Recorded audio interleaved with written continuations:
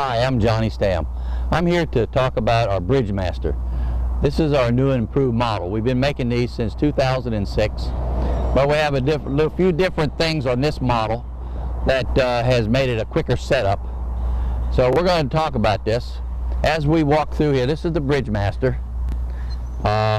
It's mounted on a trailer frame, which would be the same as a heavy-duty flatbed without the flatbed. So this is the frame assembly.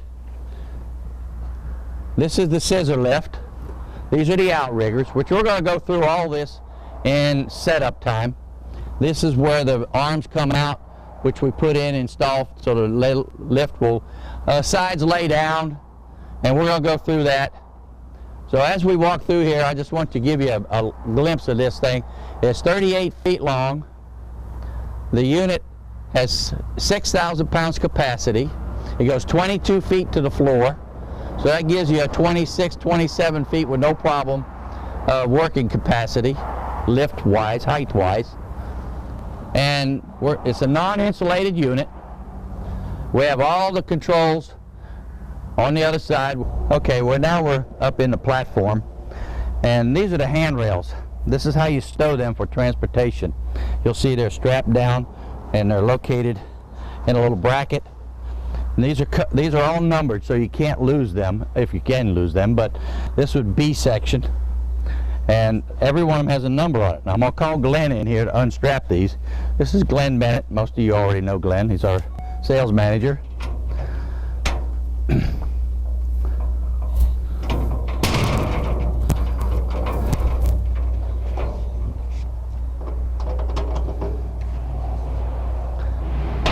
You want to lift these off, because they'll be stowed in these pockets, as you see right here. You'll see the number right here, B4. So you'll locate these right where it says on the floor. Every one of them is indicated where it goes, to make that simple. This over here is the ratchet that lowers the side down in position. Now we're going to move forward to the controls up here, which will be what we're going to operate the lift from when you lay it all out and you want to go up and down. So follow me to the front of the platform.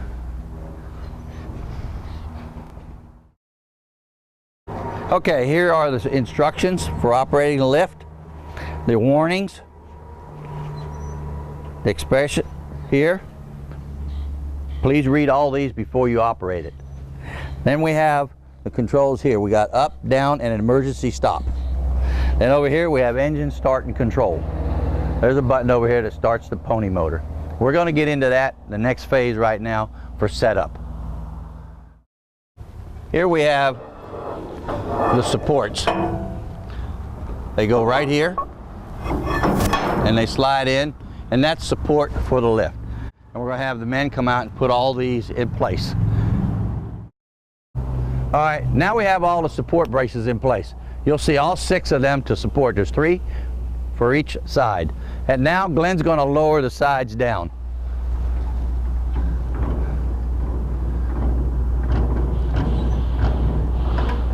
The hand crank just kind of lowers it right down.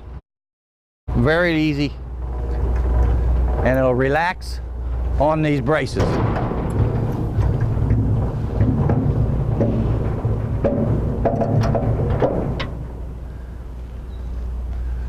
Now he'll put his handrails in. He'll lower the front one down. Okay, now we're going to install the handrail system. Each handrail system has a number where it goes, and there's a number on the floor to match that. So to lose these is line them up in the holes. They drop in right there like that. Now we're going to continue to do the next one.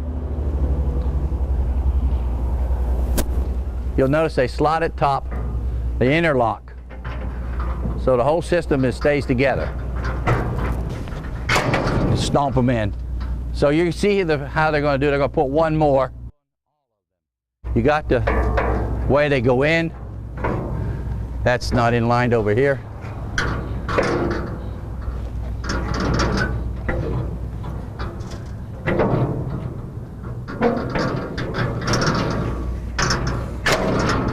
A little weight on them, they go right in. Now you've seen how this goes, how they lay, and we're going to finish installing the rest of them. Now we're at the heart of the situation here. We're going to give you the full instructions as well as maintenance. Okay, this is a 35-gallon tank. Hydraulic oil is standard industry standard hydraulic oil, nothing special, because it's a non-insulated unit. This is the filter. This should be changed once a year. Just change the filter. Don't even have to add no fluid. You'll never lose the difference. Right here is the on and off switch. If you bust a line and something happens, you shut the oil off, you don't lose the oil. Now we're going into the controls. By the way, always read the instructions. You know, as everybody always says, well, I read them when it was after it happened. Let's read it while it's here. This control is to raise and lower the lift. This is the rear outriggers. Extend them out, raise them up and down. This is the front outriggers. That would be these. Raise them out, up and down. Right here we have the controls. This is an emergency stop. Something goes wrong, there it is. This right here is the upper controls, which I showed you earlier. This is the lower controls that will operate these. Now, these outriggers have interlock.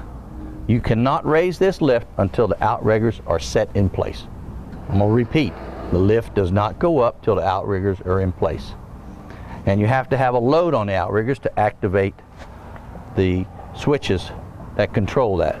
So if you don't have pressure and put some load on it, you're going to say the lift don't go up. Lower your outriggers a little more, everything works. So that's these, and that's the switches. Over here is the power. This is a Honda. You know, it has the pump on the back. It operates everything. It's a very simple system. Self-starting. It also starts from up top. You leave the switch on up there, start it up. Okay, everything right here is simple as we can make it. Pressure reliefs are already set. You touch nothing on this lift. When it's all set in place, everything works fine. Now what we're going to do is we're going to raise the lift now. We're going to start and set the outriggers. So it's going to be a little noisy because we're going to start the engine. All right, this is a front outrigger. Okay, we're going to extend them out. This one here is also out.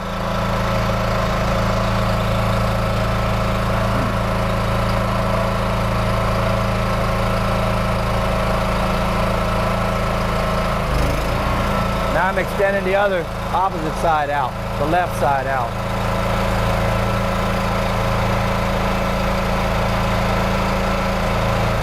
You can hear you can hear the power on the engine change.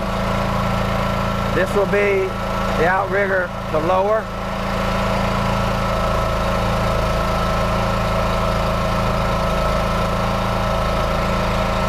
As I told you, put load on it. You just saw me load the outrigger. I'm lowering the rigger on the opposite side. You'll feel me level the unit. We've loaded the outrigger. I'm going to go to the rear and do the same thing. By the way, we always recommend you put some stability on the ground. We happen to be using some boards. You can make pads.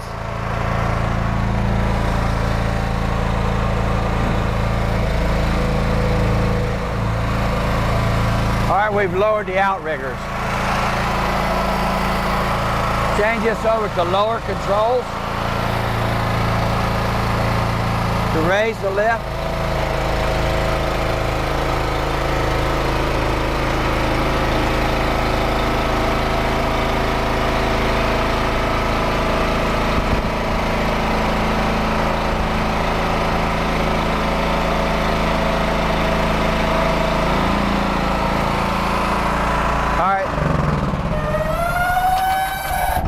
At this moment, I want to shut the engine off because I want to talk to you about the lift. I want to talk to you about the tubing. I want to talk to you about the framework.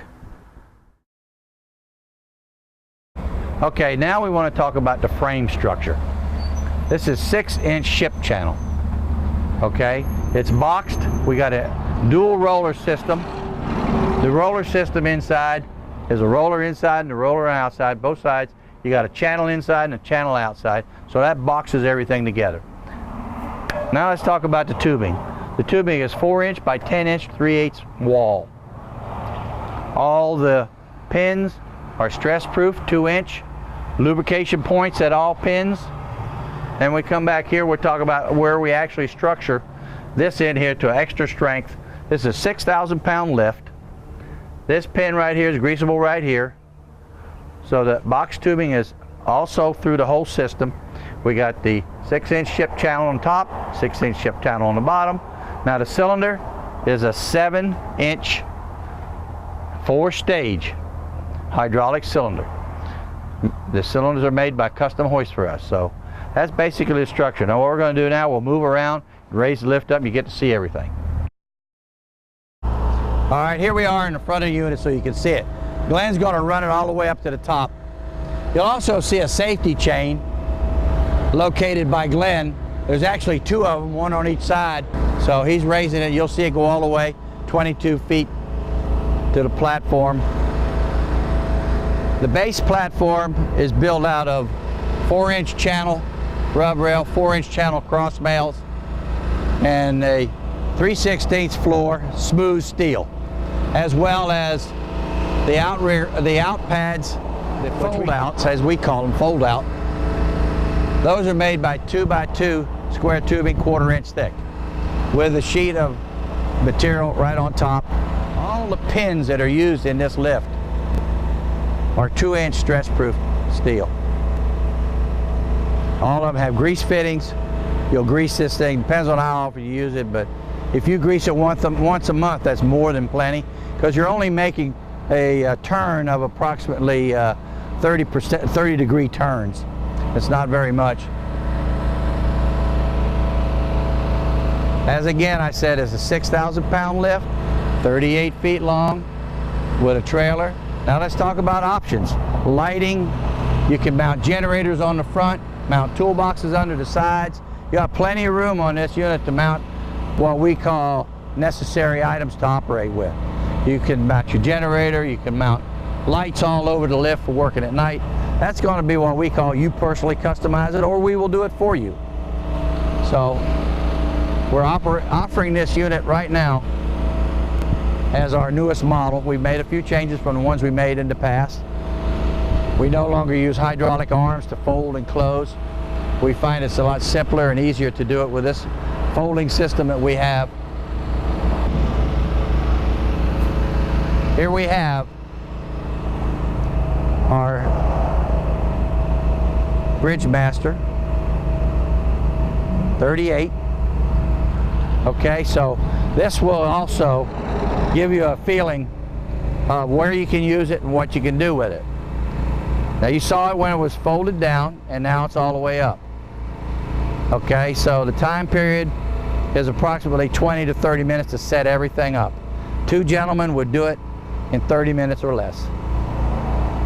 Here it is, 22 feet in the air. Here's Glenn up in the air. He has 27 feet of reach with no problem, right straight out. And that, my friends, is the lift. I'm Johnny Stamm with Glenn Bennett. We look forward to hearing from you. Any questions, please give us a call, 1-800-226-5056. Thank you very much.